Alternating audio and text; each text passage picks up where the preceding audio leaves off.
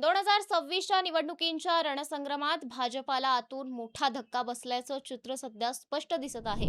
भाजपाचे तिकीट नाकारले गेलेले अमोल बालवडकर हे नाव आज केवळ एका नाराज नेत्यापुरतं मर्यादित राहिलेलं नाही, तर ते भाजपाच्या अंतर्गत असंतोषाचं आणि नेतृत्वाच्या निर्णय प्रक्रियेवर उपस्थित झालेल्या प्रश्नाचं प्रतीक बनलं आहे.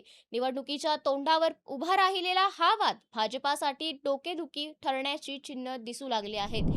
अमोल बालवडकर यांचा राजकीय प्रवास हा संघटनात्मक कामातून घडलेला आहे. बूथ पातळीपासून मतदारांशी थेट संपर्क, स्थानिक प्रश्नांवर आक्रमक भूमिका आणि कार्यकर्त्यांमध्ये असलेली पकड यामुळे त्यांनी आपली स्वतंत्र ओळख निर्माण केली होती. त्यामुळे 2026च्या निवडणुकीत त्यांना तिकीट मिळवणं जवळपास निश्चित मानलं जात होतं. पण पक्षाने अचानक घेतलेला तिकीट नाकारण्याचा निर्णय अनेकांसाठी धक्कादायक ठरला. नमस्कार, मी तन्वी सुनील आणि आपण पाहत आहात थेट वास्तव.